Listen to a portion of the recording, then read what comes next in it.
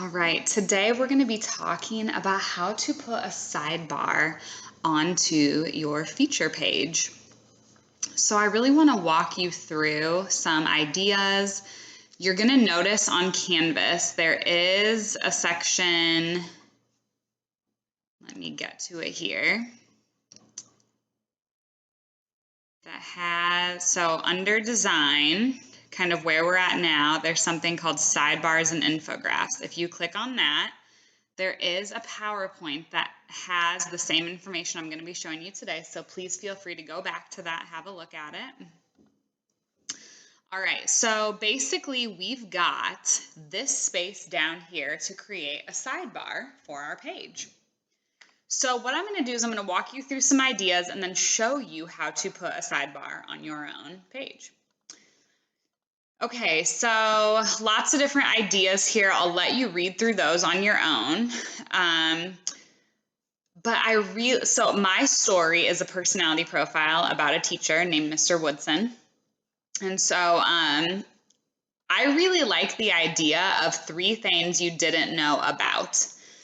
Because I think that it's a really easy point of entry for the reader. And the idea behind using a sidebar is that it really draws the reader in and makes them interested in actually reading your article.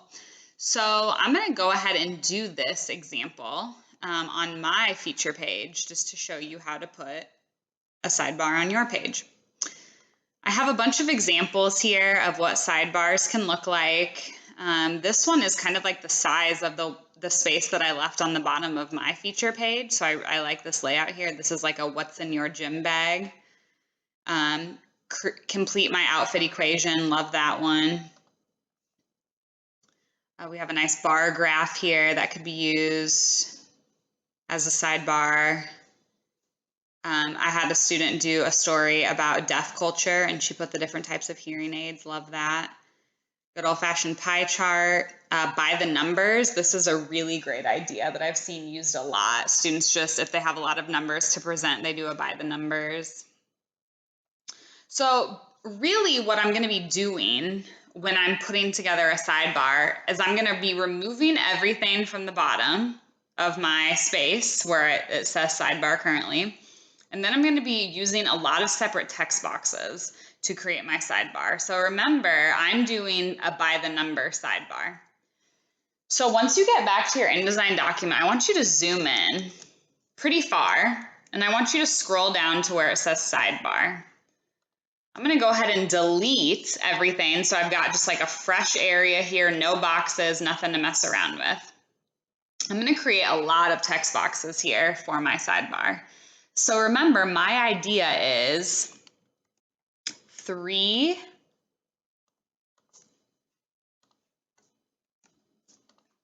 I had a text box there and it made things harder for me. So I'm going to put 3 things you didn't know. Notice how every single one of these is its own text box. 3 things you didn't know about Mr. Woodson. Okay. So obviously this does not look good. This is really where the fun part starts. You can get in here, make some really cool decisions with typography. So I'm going to be like selecting all of these boxes and making some changes to the fonts. You know, I don't want it to look like the fonts just puked all over my page, but I do want it to look fun and engaging for the reader. So I really like this footlight, empty light. Maybe I'll try to use that a couple of times. Let me just get this situated here. And I really want his name to be bigger, and I kind of want his name to be scripty.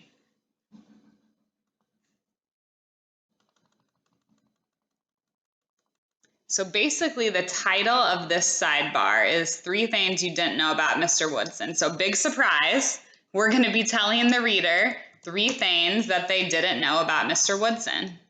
I really like the number to be huge. Okay, I really am liking the way this is looking so far. I can have some fun with different colors later on, but I just want to get this laid out.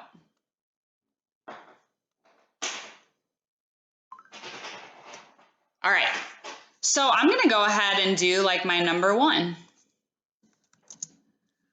And then I'll do like, he was a college.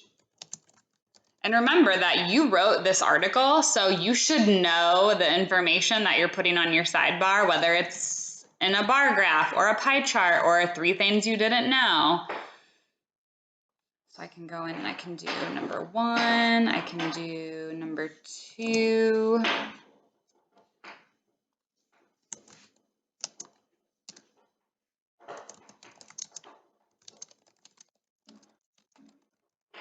So the idea is to kind of give the reader a little bit of a teaser. Then I'm going to do number 3.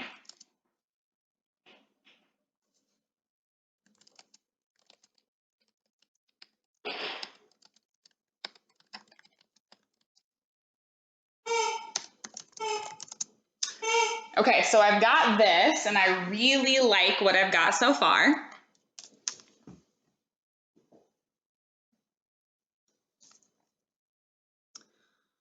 So I've got content at this point, right? I'm just working with the content here, and then I want to make it look really cool. So if you were to go down to the bottom left-hand corner of your toolbar and click where it says normal, if you go up to preview, this will show you what the page looks like without all those lines on it. Now, it's a really good idea to have the lines on there while you're designing, but when you want to see what it's going to look like, put it in preview mode. It'll help you decide where maybe you're going to put a photo somewhere. Maybe you're going to make the 3 a different color. All right, so let me go back to normal mode. I'm going to move this down a little bit to fill some of this space. I think what I'll do is I'll put a photo here. So I might check in with Mr. Woodson and see if he has a photo of his family that I could use. This font I'm not crazy about, so I might try to reuse one of these. So let's see.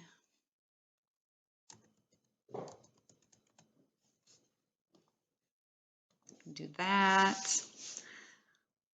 Obviously, I'm going to want to keep the fonts really consistent. And I'm going to obviously give you some click time after this to kind of mess around.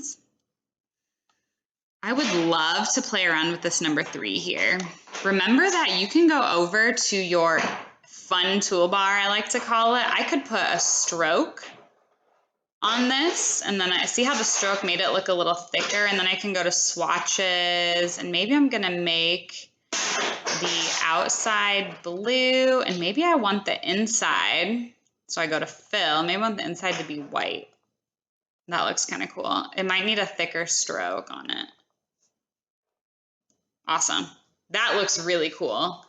Looks like a bubble letter almost. I'm gonna take it down a little bit so you can still see that it's a 3. Maybe I'll make his name another color. That's a little hard to see. Maybe I'll do just like a lighter blue. I really like that. That looks really good. All right. Then I might just try to carry some of these colors like further throughout.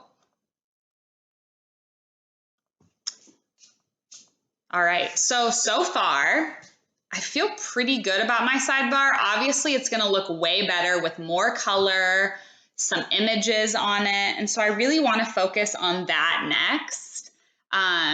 So you can look at how to place a photo, edit and place a photo. You've done it before, so I'm gonna let you navigate that on your own. One last thing I'd like to show you when you're completely done with your sidebar, this is one thing that I would definitely do.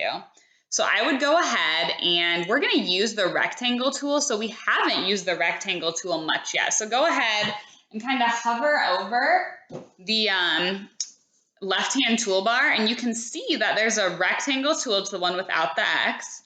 I'm going to click on that, And I'm going to draw a box around my sidebar. And I'm going to let go. And what that did is that just drew a box around my sidebar, and I can put a stroke around that. I just feel like the stroke can make it look really complete. So I'm going to go ahead and go to preview. So obviously I can do some like moving around a little bit, but it does look like it's off to a really good start. All right, so next thing would be to get some photos in there to fill that space a little bit, have some fun with typography. And remember, the last step when creating a sidebar is putting that stroke around the entire sidebar. All right, I'm off to a great start. By this point, you should probably have, a headline that represents your actual story. Same with the subheadline. You will see there is some caption practice, so please go ahead and get your caption filled in, and good luck.